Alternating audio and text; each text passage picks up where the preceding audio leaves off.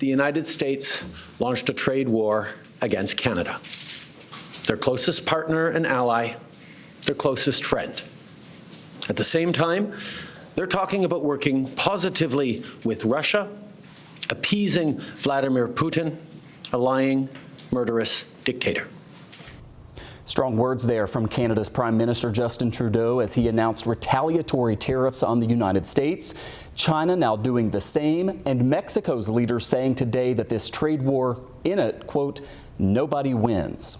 Dr. Scott Laing, who I mentioned there, is a clinical assistant professor of finance at the University of Buffalo's School of Management, and he's here with us tonight. Thanks for coming back. Thank you for having me. So I mentioned to you just a moment ago, I wasn't sure we would get to this point, right? Because many people thought these tariffs were going to be a negotiating tactic, but here we are, 25% on most Canadian and Mexican goods. Let's focus on Canada for a moment, and I just want to be very basic. For people who are watching at home, how concerned should they be about price increases as a result? Right, it's a great question, and I think it definitely is the worst case scenario. I think most market expectations were that this was just a negotiating tactic. Now, in terms of how we're going to feel it in our pocketbooks, being so close to Canada, it is essentially a tax on the American consumer, and so we will feel most of those price increases pushed onto us. We're probably going to see 30-cent, 40-cent increases on gallons of gas at the pump. We're going to see increased prices on automobiles. If you buy a car for $50,000 with a 25% tariff, that's going to hit us at $62.5 now. And then on the Mexican side as well, with all of their vegetables, we source a lot of our local produce in the supermarkets, and now those prices increases are going to be seen and felt. And it's already kind of tough with egg prices being as high as they are now too. One of the things I want to ask you, we've heard from some of our viewers, Doug Ford, who is the premier, kind of like the governor just across the border in Ontario, has talked about the electricity that Ontario exports, specifically to New York State and a couple of other states. Listen to what he said earlier today. Ontario powers 1.5 million homes and businesses in New York, in Michigan, in Minnesota. I've talked to all three governors. I want to ship more electricity. I want to send more critical minerals, but I will not hesitate to use every tool in our toolbox to protect Ontarians and Canadians across the board. So that there from the Ontario Premier. What would be the impact here if that happens? It seems like they're saying this is a tool in our toolbox and we may want to use this. How significant would that be? Luckily, it's not going to be too harmful in the near term. So if he does cut off the electrical supply, they send a lot of their oversupply here. The benefit of the Canadian energy is that it's so clean.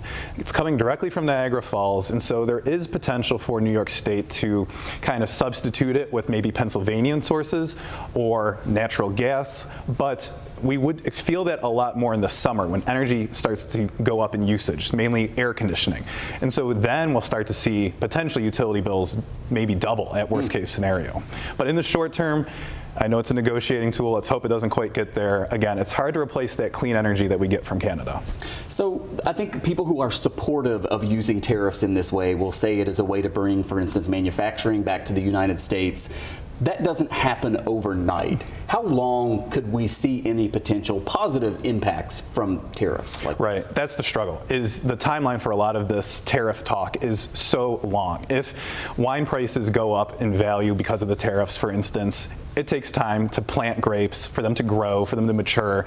So we have a multi-year timeline for a lot of these businesses to adapt. And I can't even imagine with these tariff talks swinging and changing week to week, day to day, month to month. It's so difficult as a business operator to have your supply chain react in that capacity. And so even if prices go up and manufacturing comes back, it's going to be a long time horizon for any of that to be fully realized. And so what will happen when the administration leaves at the end of 4 years will be a cause of uncertainty in the markets for the moment.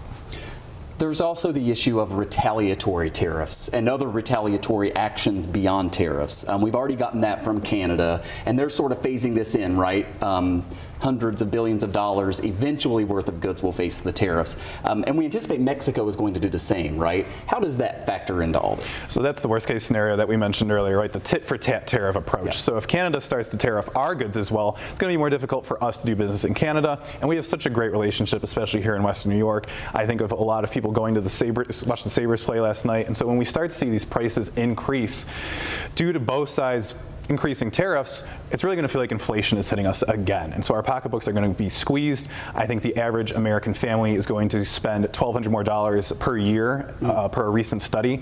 And so we hope it doesn't get there. Hopefully that this is a short-term thing. Maybe the administration will figure out how to reduce tariffs within a week or two, maybe even by Wednesday. I saw one news feed hit my phone before I came in here. So hopefully we don't get there, but time will tell. We may call on you again then soon as this continues to develop. Dr. Scott Laing, Clinical Assistant Professor of Finance at UB School of Management. Thanks so much for coming in. Appreciate it.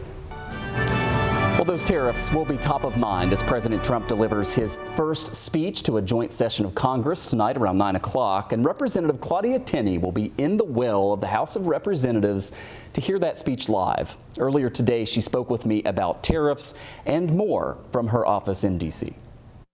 How concerned are you about the Canadian Prime Minister saying we are now in a trade war? Look, the tariffs are something the president has talked about before he got elected that he wanted to impose. I think the president uses the tariffs in much of a leverage type of fashion. Look, President Trump wants to bring the supplies chains back, but interestingly, I didn't hear the comments from the Canadian Prime Minister, but I will tell you this. Canada is now willing to invest a huge amount of money into their border because of the border problems that we have. And that was the mission of President Trump's threat on the tariffs.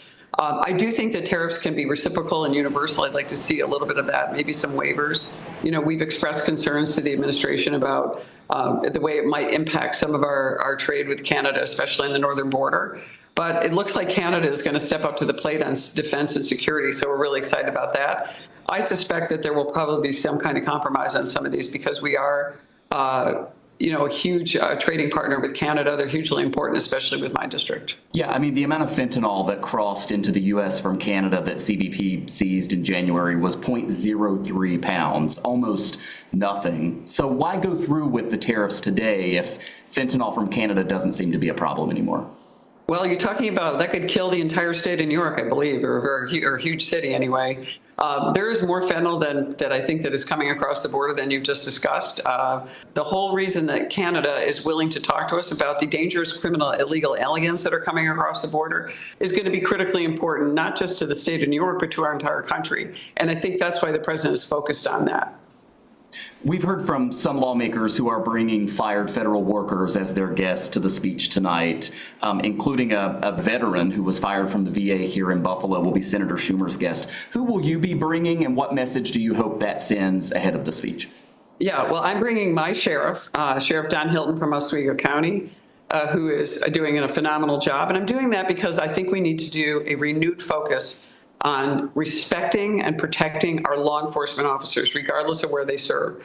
Look, I know there's over 400,000 people who serve in the VA, and most of them do a wonderful job. Buffalo has got some wonderful people, but they also have some issues. But look, out of all those people, the 400,000 people serving in the VA, only 1,400 have been either recommended for dismissal or recommended or put on a reserve list. So that's a very small part of a very, very large bureaucracy that is the VA.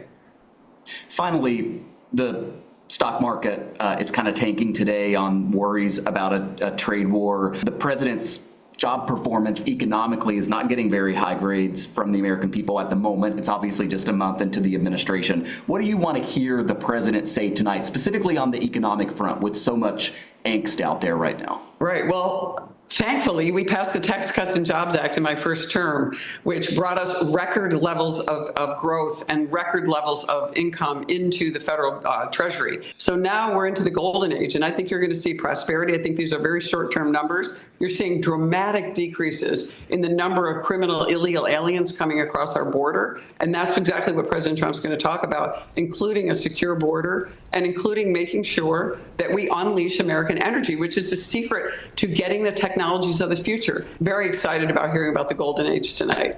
Thank you so much for the time. Oh, great. All right, terrific. Thank you so much. Take care. Appreciate it.